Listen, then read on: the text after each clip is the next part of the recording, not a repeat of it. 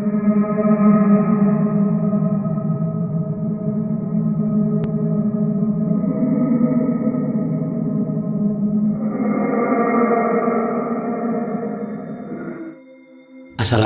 warahmatullahi wabarakatuh. Kembali lagi bersama kami, Saksi Misteri. Di video kali ini, saya akan menceritakan sebuah kisah misteri tentang teror jenazah COVID. Kisah ini diangkat dari seorang narasumber yang dimana nama dan tempat sudah kami samarkan agar menjaga dari hal yang tidak diinginkan di kemudian hari. Tapi sebelum masuk ke ceritanya, jangan lupa ambil posisi yang paling nyaman dan bunyikan tombol lonceng notifikasinya. Dan cerita pun dimulai.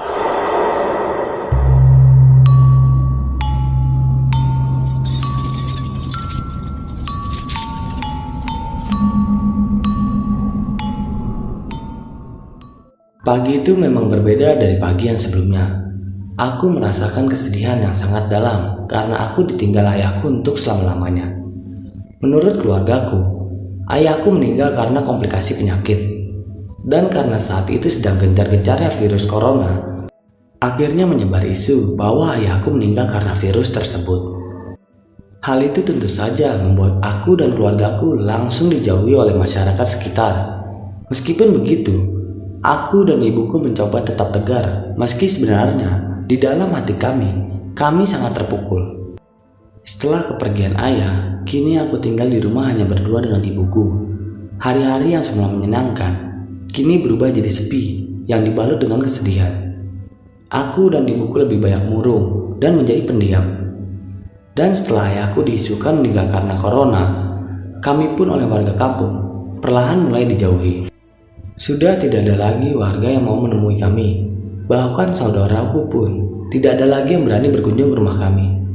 Hal itu membuat perasaan kami semakin sedih dan terpukul. Namun kami coba bersabar dan memilih untuk tidak keluar rumah. Di hari ketiga setelah ayah meninggal, sekitar pukul 8 malam, aku mendengar ibuku seperti ngobrol dengan seseorang di dalam kamar. Hal itu terdengar jelas dari kamarku, yang memang letak kamarku tepat bersebelahan dengan kamar ibuku. Saat itu aku mendengar dengan sangat jelas, seolah ibuku sedang ngobrol hingga tertawa terbahak-bahak. Karena penasaran, akhirnya aku menuju ke kamar ibuku untuk memastikannya. Setelah sampai di depan pintu kamar ibuku, aku melihat ibuku sedang duduk dan mengobrol seorang diri. Hal itu tentu saja membuat aku sangat sedih, karena saat itu aku juga sangat mengerti perasaan ibuku, pasti terpukul dan belum bisa menerima kenyataan. Aku pun coba membiarkannya dan memilih kembali ke kamarku. Dan saat perjalanan ke kamarku, tiba-tiba aku melihat seperti ada seseorang dari luar rumahku yang sedang mengawasiku. Karena waktu itu aku penasaran, akhirnya aku berjalan keluar rumah untuk memastikannya. Sesampai di teras rumahku, aku sangat kebingungan. Karena waktu itu, aku tidak menemukan siapa-siapa. Tapi anehnya, saat itu aku menemukan sisa tanah yang berserakan di teras rumahku. Padahal di sekitar rumahku tidak ada tanah sama sekali. Semua sudah dilapisi ubin dan batako. Kalau ada tanah pun, itu ada di seberang jalan. Jadi sepertinya tidak mungkin kalau di sini tadi tidak ada orang. Pasti ada orang yang habis dari sini, pikirku. Aku pun coba tidak menghiraukannya dan memilih kembali ke dalam rumah. Ketika di dalam rumah, aku mencium bau yang sangat busuk sekali. Dan setelah kutelusuri, ternyata bau tersebut berasal dari dalam kamar ibuku yang saat itu sudah tertutup rapat. Aku pun mengetuk pintu ibuku. "Bu, apa semuanya baik-baik saja?" tanyaku. "Ibu mengantuk nak, kamu tidur saja," jawab ibuku singkat. Aku pun saat itu hanya diam dan langsung menuju ke kamarku. Karena bau busuk tersebut masih menyengat, akhirnya kamarku kusemprot dengan pengharum ruangan agar aku tidak terganggu dengan bau tersebut dan bisa istirahat dengan tenang. Di hari keempat setelah ayahku meninggal, semua semakin aneh. Pagi itu, aku terbangun pagi sekali karena mendengar suara orang yang sedang masak di dapur. Dan dengan geloyoran karena masih mengantuk, aku pun berjalan menuju ke dapur.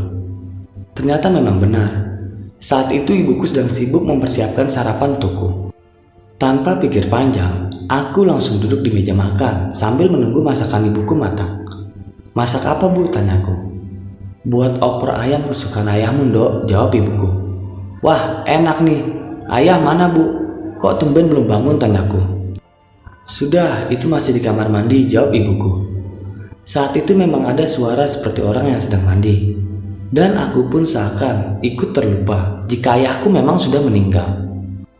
Dan tidak lama kemudian, tiba-tiba ayahku keluar dari kamar mandi. Beliau lewat tepat di depanku sambil tersenyum, dengan terus berjalan menuju kamarnya. Karena aku belum juga sadar, aku pun bersikap biasa-biasa saja, sambil sibuk memainkan HP. Akhirnya masakan ibu pun siap, dan seperti biasa anak zaman sekarang, aku pun saat itu mengambil foto masakan ibuku, dan kubuat story di WA. Karena jarang-jarang ibu masak opor ayam yang memang kesukaan kami. Dok, ibu ke kamar dulu ya, mau siapin baju ayahmu. Kamu mandi dulu baru sarapan, perintah ibuku.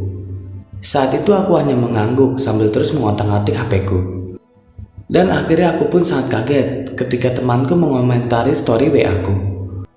Maaf ya Tik, kita semua gak bisa datang di pemakaman ayahmu. Kita semua mendoakan semoga ayahmu diterima di sisinya. Isi pesan WA tersebut. Setelah membaca isi pesan WA tersebut, aku langsung gemetar dan HP-ku langsung jatuh ke lantai. Waktu itu aku langsung sadar kalau ayahku sudah meninggal. Dan tidak lama setelah itu, ibuku keluar dari kamarnya dan duduk di depanku sambil mempersiapkan makanan. Ayah mana, Bu? Tanyaku sambil gemetar. Dia di kamar, Dok. Dia bilang kurang enak badan, jawab ibuku. Saat itu aku pun langsung menyadarkan ibuku bahwa ayah sudah meninggal. Bu, ayah sudah meninggal, Bu. Bu, istighfar, ucapku. Kamu ini ngomong apa, Nak? Jadi anak yang sopan. Kamu doain ayahmu meninggal. Anak macam apa kamu ini? Jawab ibuku yang saat itu tiba-tiba emosi. Ayo kita lihat di kamar kalau ibu gak percaya, ajakku. Dan ketika aku hendak melangkahkan kakiku ke kamar, tiba-tiba ibuku semakin emosi dan memarahiku. Saat itu aku dikira gak waras dan masih banyak lagi. Akhirnya ibuku pun menutup pintu kamarnya dan mengatakan agar tidak mengganggu ayahku. Jika aku bersikuku mengganggu, aku diancam akan diantar ke tempat kosku saat itu juga. Aku pun waktu itu hanya diam dan tidak berani membantah. Dan akhirnya, aku menuju kamar mandi untuk segera membasuh mukaku. Dan anehnya, kamar mandi saat itu seolah benar-benar seperti selesai digunakan orang lain. Itu terlihat dari air yang masih bergoyang, sabun yang masih berbusa, dan dinding masih basah terkena cipratan air. Waktu itu aku mulai ketakutan dan merasa ada orang lain di rumah ini selain aku dan ibuku.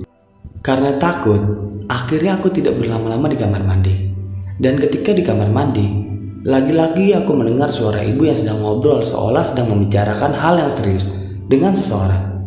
Ketika aku coba mendengar lebih dalam, aku semakin terkejut saat aku mendengar isi obrolan tersebut sama seperti obrolan ibu dengan ayahku sehari-hari. Karena waktu itu aku tidak bisa mencari bantuan kepada siapapun, akhirnya aku memutuskan untuk mengakhiri penderitaan ini sendiri.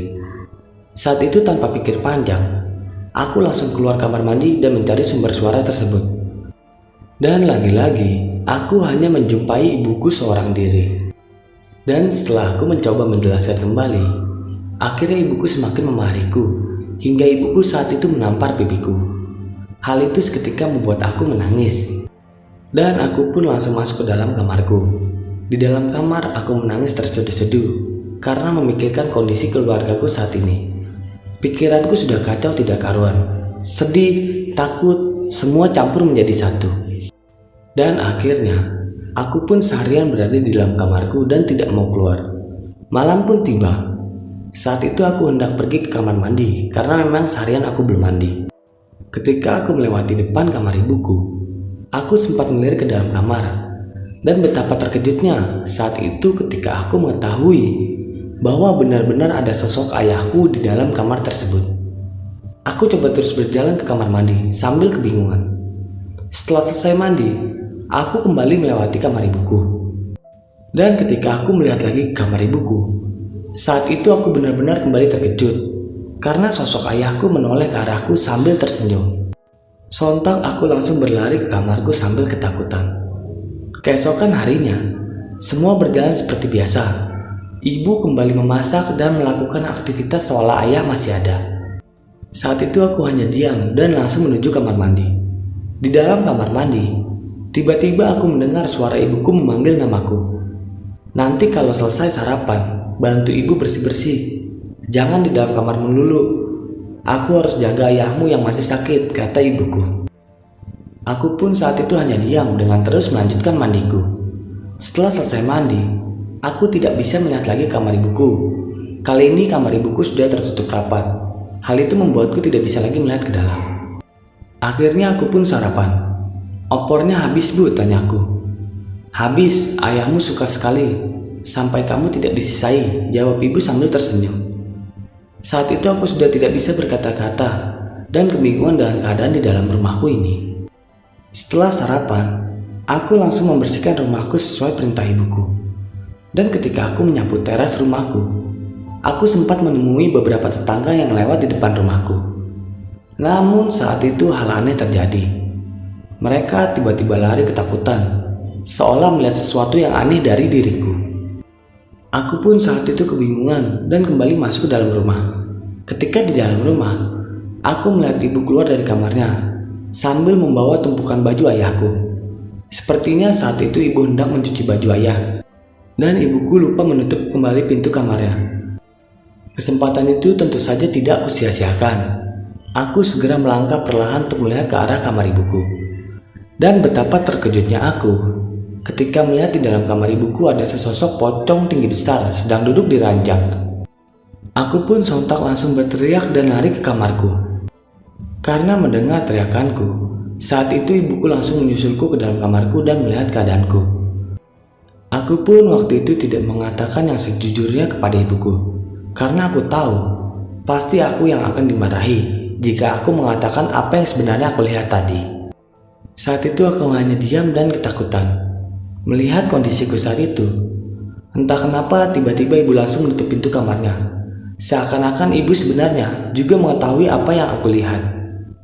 Waktu itu aku sudah mulai curiga kepada ibuku. Aku berpikir bahwa ibu memang sengaja menyembunyikannya sesuatu dariku. Keesokan harinya, berbekal informasi dari internet, aku mengetahui bahwa sebelum 7 hari setelah anggota keluarga kita meninggal, konon katanya arwahnya masih ada di sekitar kita. Dan jika ada urusan dunia yang belum selesai, arwah tersebut akan terus gentayangan dan tidak tenang. Oleh sebab itu, hari itu aku coba ingin menyadarkan ibuku dengan perlahan, agar tidak sampai emosi seperti waktu itu. Karena saat itu aku berpikir, keadaan seperti ini tidak bisa dibiarkan berlarut-larut. Setelah bangun tidur, pagi itu aku langsung menuju ke dapur dan membantu ibu memasak sambil berpura-pura bahwa semuanya baik-baik saja. "Gimana keadaan ayah, Bu?" tanyaku. "Sudah mendingan, ini kubuatkan sop biar hangat badannya," jawab ibuku. "Kenapa nggak dibawa ke dokter aja, Bu?" tanyaku. "Nggak usah," jawab ibuku singkat. "Aku dari kecil nggak pernah diajari ayahku berbohong, Bu. Jadi aku tidak pandai berbohong.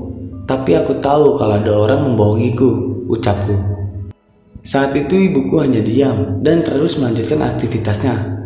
Hari itu pun berlalu terasa sangat cepat. Ibuku seharian diam saja dengan menghabiskan waktu di dalam kamarnya. Dan malam pun tiba. Saat itu ketika aku sholat isya, tiba-tiba aku merasakan seperti ada yang mengawasiku dari belakang. Dan setelah aku melihat dari pantulan cermin yang ada di depanku, aku sangat terkejut. Karena saat itu aku melihat ada sosok pocong yang sedang duduk diam di ruang tengah sambil menatap ke arahku. Tentu saja hal itu membuat sholatku berantakan. Aku pun coba menguatkan diri dan memejamkan mata sambil terus melanjutkan sholatku.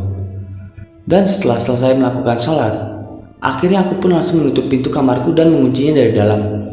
Karena masih ketakutan, aku pun langsung memejamkan mata hingga akhirnya aku ketiduran. Sekitar pukul 12 malam, aku terbangun karena aku kembali merasakan seperti ada hembusan napas tepat di belakangku.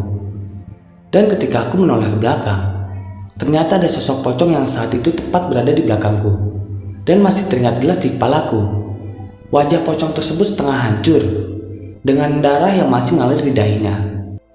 Tapi saat itu aku sangat yakin bahwa sosok tersebut bukanlah ayahku. Aku pun langsung terkejut dan berteriak sekuat tenaga. Lalu aku berlari ke arah ruang tamu sambil terus menangis. Dan tidak lama setelah itu, Ibuku menyusulku dan memelukku sambil ikut menangis. Ketika aku dan ibuku masih menangis, tiba-tiba di kursi yang tidak jauh dari kami, aku melihat sosok pocong yang duduk sambil menundukkan kepalanya. Saat itu ibuku langsung menutup mataku dan kemudian berteriak, "Pergi mas, kamu sudah meninggal. Jangan ganggu kami terus. Aku janji aku akan membersihkan namamu di warga. Aku akan bilang ke warga kampung bahwa kamu meninggal bukan karena COVID. Tolong jangan ganggu kami," ucap ibuku. Saat itu tiba-tiba terdengar suara piring dan perabotan dapur seperti dilempar dan dihancurkan. Dan tidak lama setelah itu, akhirnya sosok tersebut tiba-tiba telah menghilang begitu saja. Keesokan harinya setelah aku bangun, keadaan sudah berbeda. Ibuku sudah tidak lagi memasak makanan, dan kini beliau duduk di ruang tengah sambil menungguku. Aku pun menghampirinya sambil kembali memeluknya. Saat itu ibuku meminta maaf kepadaku sambil kembali meneteskan air mata. Di sela-sela ibuku memelukku, aku melihat ke arah kamar ibuku. Dan aku sangat kaget melihat keadaan kamar ibu saat itu. Kamar ibu saat itu sangat berantakan, dengan lantai penuh sisa-sisa makanan yang berserakan. Dan singkat cerita, akhirnya ibu menceritakan bahwa sebenarnya memang ada sosok yang menyerupai ayahku yang setiap hari datang ke rumahku. Sosok yang menyerupai ayahku tersebut datang dan selalu mengganggu keluargaku. Karena keluargaku saat itu memang sedang dikucilkan oleh masyarakat karena isu ayahku yang meninggal karena COVID-19. Dan mungkin sosok yang menyerupai ayahku tidak suka jika ia meninggal diisukan dengan COVID-19. Dan akhirnya sampai sekarang tidak ada gangguan-gangguan lagi terhadap sosok yang menyerupai ayahku. Karena ibuku sudah memberitahu kepada semua warga bahwa ayahku meninggal karena penyakit komplikasi, bukan karena penyakit COVID-19. Dan cerita pun selesai. Bagi teman-teman yang menonton video kami sampai habis, saya ucapkan terima kasih banyak. Dan nantikan video-video kami selanjutnya. Wassalam.